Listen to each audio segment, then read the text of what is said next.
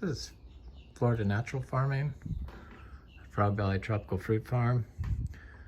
And I'm just sitting out here on a New Year's Eve, Happy New Year morning. And got some ripe bananas, some black sapote. I want to do a taste test on these Harinamwa bananas. Got about 200 trees I've planted. Started about 15 trees originally. Just keep dividing and dividing and dividing.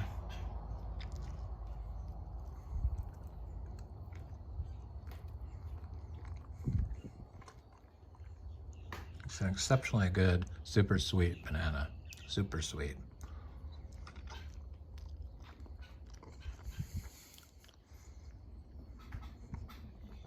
Tree ripened.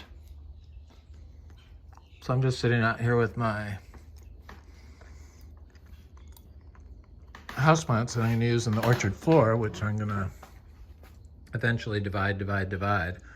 And they're all aroids, you know, rare tropical houseplants. And this is the queen Anthurium, Anthurium warocquianum. And everything gets started in this biodynamic potting soil, and these aroids all seem to like it. And here we try to grow everything, well, we do grow everything the same way. Some stuff gets a little spoiled. This is a node cutting that it's got that new leaf forming. It was just that little stick that you put on the soil and water it and hope for the best, pretty much. But it's doing well. Everything does well in the biodynamic compost. These plants are super fungally. They form fungal relationships in the wild. That's why they can live outside the dirt, and they can live roots in the dirt. This is Philodendron Charonier. I just got her. And this is Anthurium beechii, king Anthurium, two other Anthuriums. And it's because of the fungi. The fungi enables them to, the fungi from the host plant that grows from the soil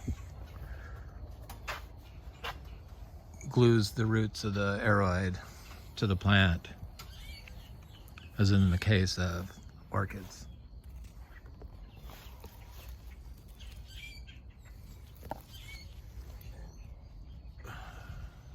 This is a Brugmansia as the host. And it turns out all these nutrients and microbes that plants use for defense, bacteria and stuff like that, are transported with water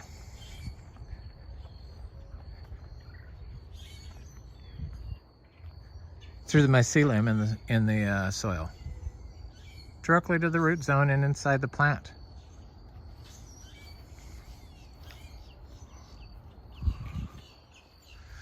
They've finally discovered, you know, more and more stuff is being elucidated. They're sequencing the stuff, but as usual, they're always looking for some product. Like out of thousands and thousands of fungi, they'll find one that they can exploit that'll lead to other problems eventually, I'm sure, rather than basically bowing down to nature and letting it in and growing naturally. The whole system, the untouched system, so that the fungal network can transport water and nutrients to your plant. And microbes. So microbes go through the fungi.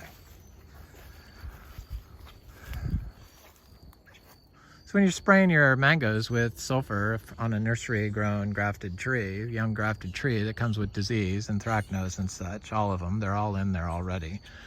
They've raised those trees on synthetic fertilizers and fungicides.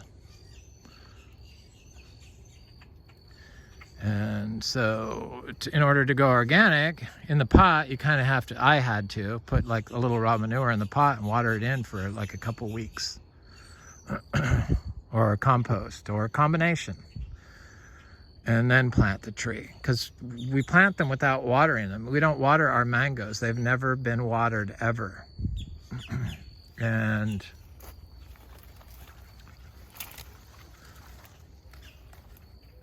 they seem to get enough water.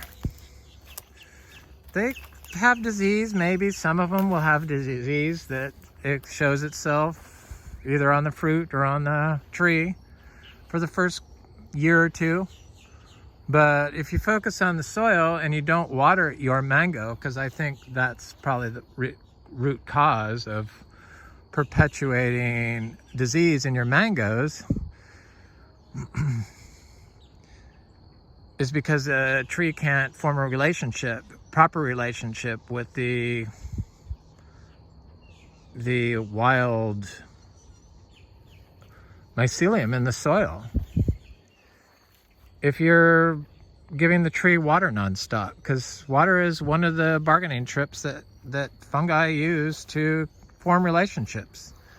I'm sure. It has to be. Look at this, flowers on this. I mean, these things are like, this sugarloaf is like, whew.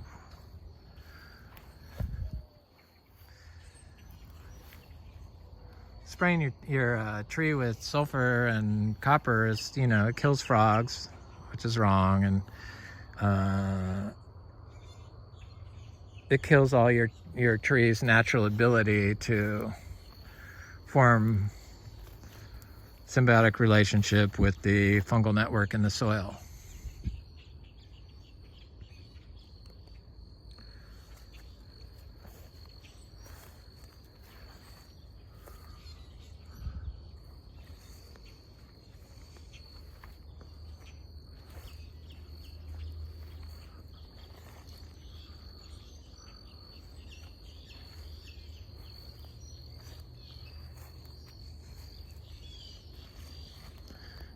Somebody said this, you know, they couldn't deal with the weeds. Well, most of this is all medicinal herbs and grasses, mostly native. There's some little legumes in there and stuff, but for the most part, in the healthy orchard floor here, it's herbs and grasses, healthy ones. This little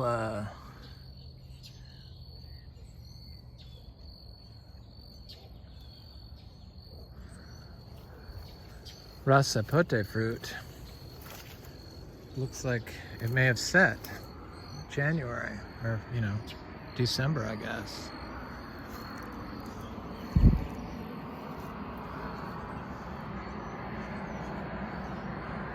It's kind of scary. All these trees are going to be covered in mangoes again. Hopefully I won't make myself sick. I think I know better now. Don't eat 10 mangoes.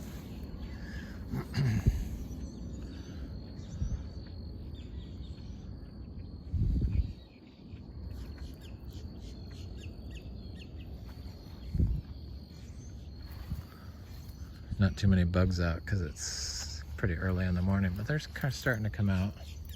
This thing was covered in flies yesterday. Different flies. Yeah, there's lots of bugs.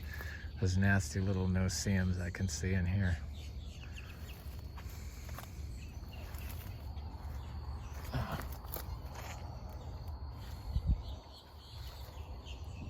Smells so good. Love mangoes.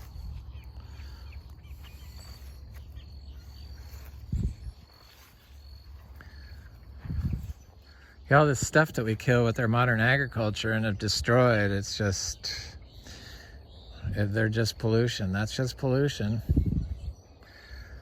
It's what you're using on your houseplants and your food crops. So the food crops today are, you know, they destroy fungal networks that grow inside, that should grow inside your food. Most of it, especially your fruit trees. But since they don't allow the symbiosis to occur in the soil, the nutrients don't get into the plant because the nutrients are coming from the fungi. They're the transporters of the nutrients.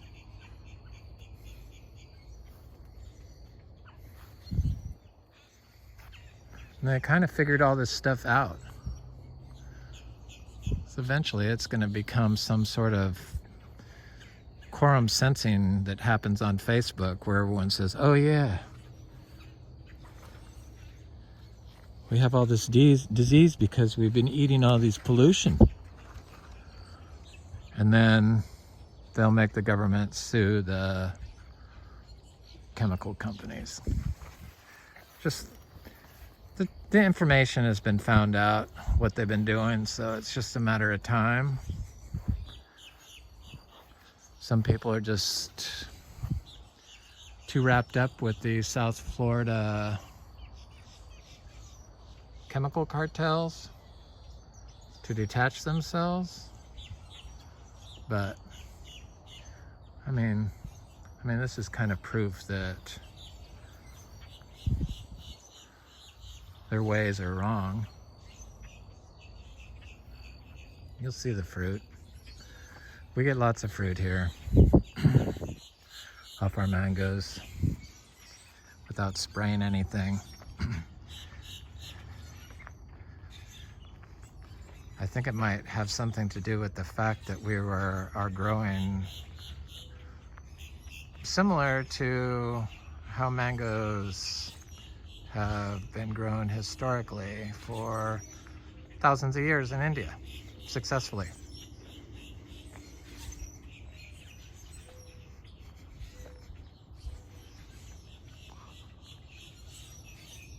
It's kind of strange.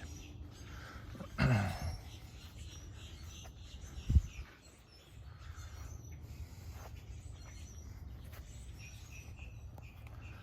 gonna go look at my cacao.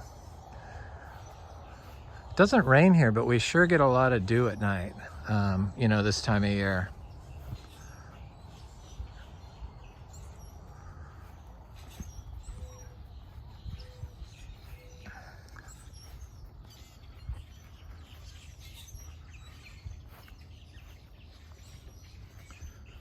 Now the orchard floor is kind of like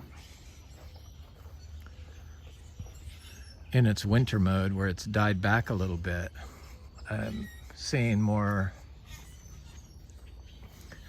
little trees that I planted popping up.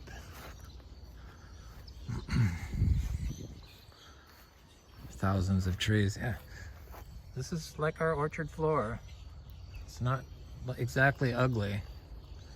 But I'm gonna put all those houseplants through here, you know, along the paths. I got gingers and stuff planted, but everything takes a while to grow. There's little chachas in here, there's little citrus in here.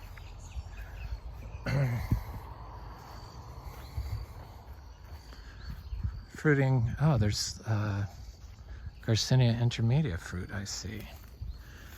Yes, indeed. The surprises, where did it go? Perfectly right.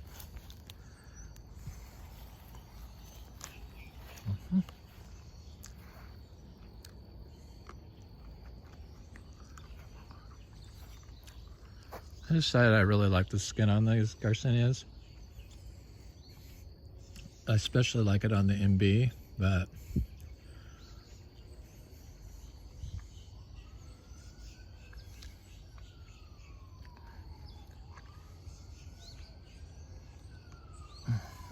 little seed, what's good?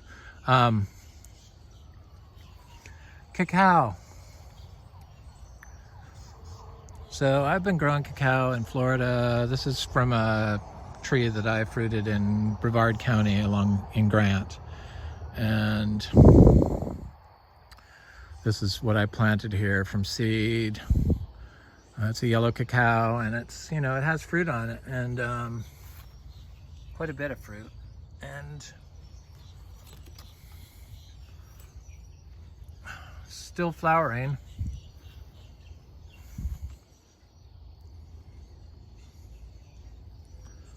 Didn't get affected by 31 degrees that we had here for 5 hours last year.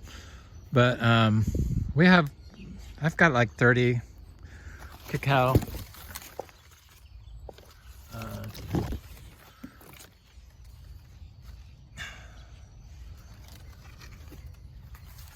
They're getting big. 30 cacao trees that are dry farmed. I kind of know how to do them fairly. They're pretty simple, very simple in fact. And I'm positive that they have formed relationships with the fungi in the soil to get their water. I mean, look how good they look. That's just from seed in 1 year without watering them.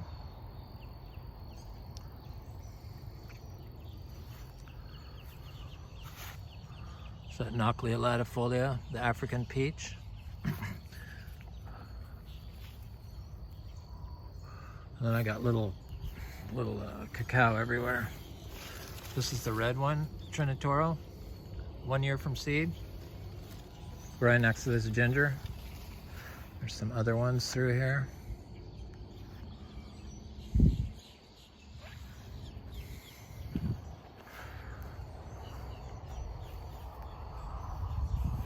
Yeah, we've destroyed these fungal networks in our soils. And all of agriculture, even the regenerative agriculture, it's still most of it, it's still a controlled, highly disturbed system. Granted, they may not till it, but they still drive on it to seed it and just plant a controlled set of plants. That's not, if it's all controlled and you have no nature in there, that's not restoration of the mycelial network, the fungal network in the soil. You can't have it. I think that's really the key to regeneration, is probably the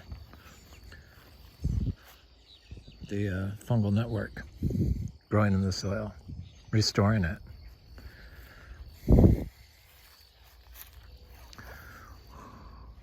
Was that a huge radish? What is it? Oh, these are beets. Oh, I didn't know they had beets. I planted beets. Yep. Yeah, that's what they are. Yes, sirree. Beets.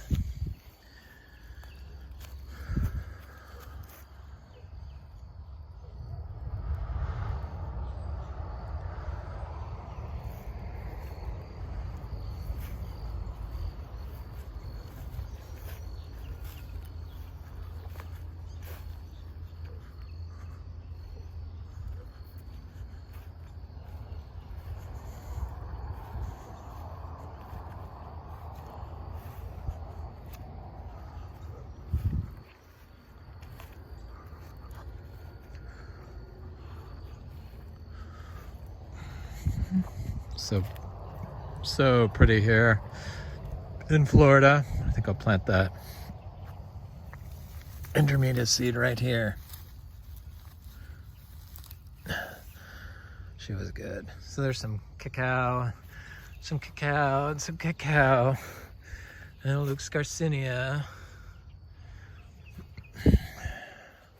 Some of the Lux Garcinias are getting big. Some are like taking their time. And taking their time.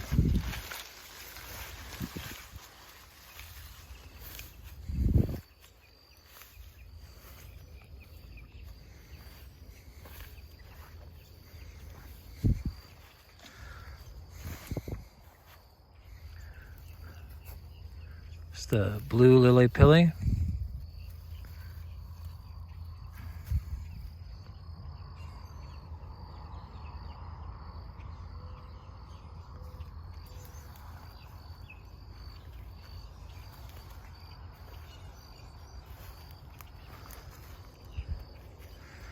was wondering where that thing was. The plants can get lost in this stuff. You never know what's growing until it pops up, and then it's like, oh yeah, I remember planting that.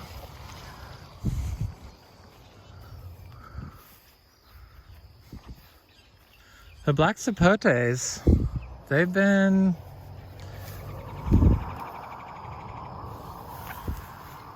people either love them or hate them or are too afraid to try them.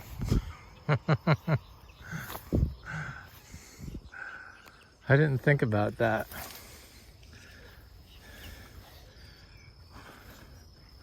I guess that's why they never sell out of those on Miami Fruit.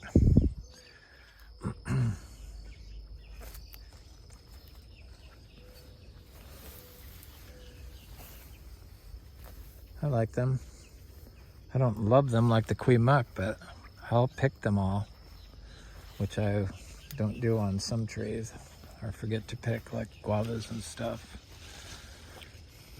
Mulberries.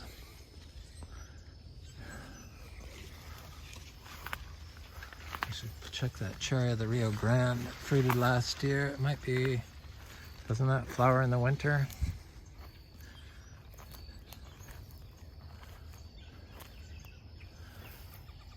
Yeah, the orchard floor, it's like, I mean, people call it weeds, but it's not really a weed. There's not really, it's beautiful. It's mostly wildflowers. The only place it gets weedy is if it's like, had like severe compaction at this point.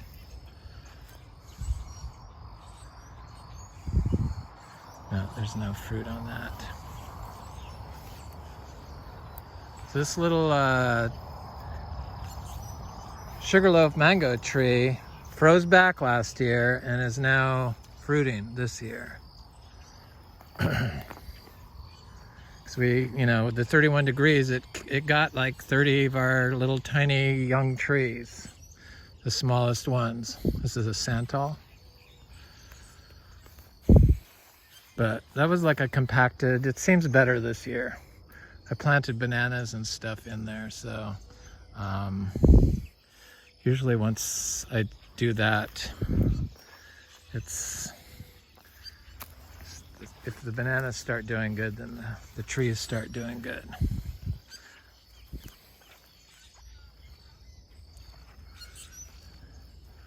This guanabana, it didn't like temperature we got, but it looks like it's got new growth on it. I didn't realize it got that cold. Probably because it had been so warm and then it got down to maybe 39 degrees? No, 40 degrees? 40 degrees. This is Ingus spectabilis. I'm trying to see if it's showing any sign of water stress. Possibly. It's got leaves on the ground, but it looks okay. Can't be stressed out yet. It's not even that dry here yet. It's a pretty big tree. It's Ingus spectabilis.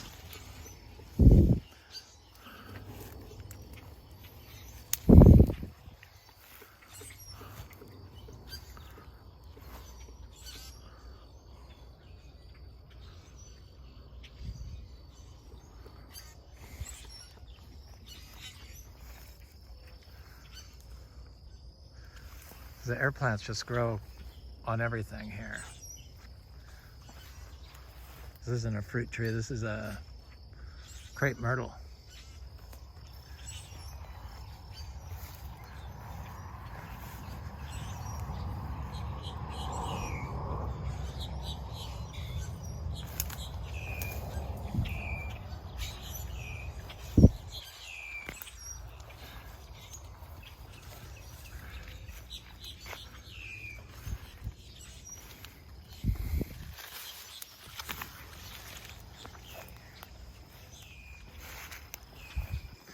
This little buttercream mango froze. That's the dead part from the freeze, but now it's got flowers on it. This one froze but did not get flowers. This was the egg fruit tree, Ras Sapote, that froze and grew back better. But then nothing else froze. It's just kind of weird, but I knew that that was highly compacted there. This lychee tree is getting ready to bloom. I love lychees.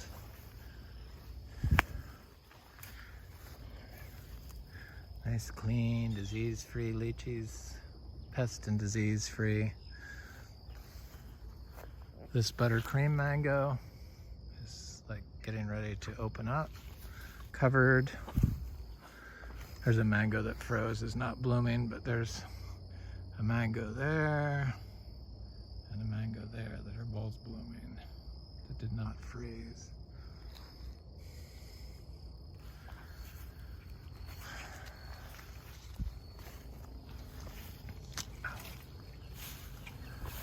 This mango froze, is not blooming. All the mangoes but one came back above their graft, so they're still grafted mangoes. This one froze. But this year I have lots more bananas, so I think I planted the bananas. They weren't very big last year when the freeze happened. In fact, maybe I did it after.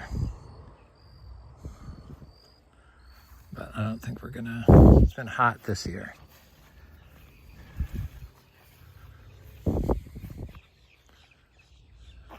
So sugar apples, so our beach house sugar apples, they're like, got a full-on ripe second crop on all the trees. We got like 3 sugar apple trees.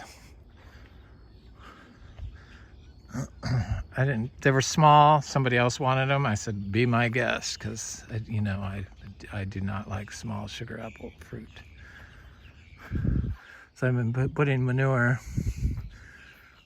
every, you know, there's a mango, so manure, mango, manure, because these mangoes are just now starting to form buds along here.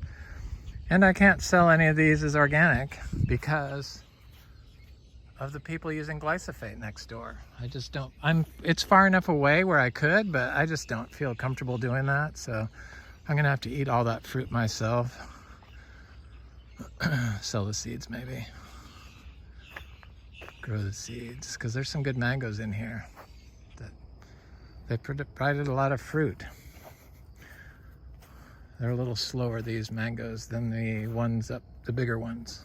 But they're all getting budded up. Sugar apples are all looking good here. Kind of strange how the trees, of course the trees over at the other place are 10 years old. So maybe when these trees are 10 years old, they will fruit twice a year.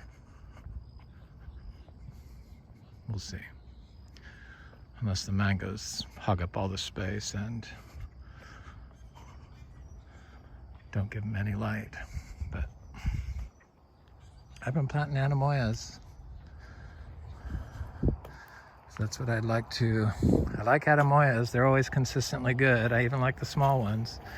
It's the sugar apples that don't turn out good when they're small. Cha-cha trees are everywhere. Everywhere.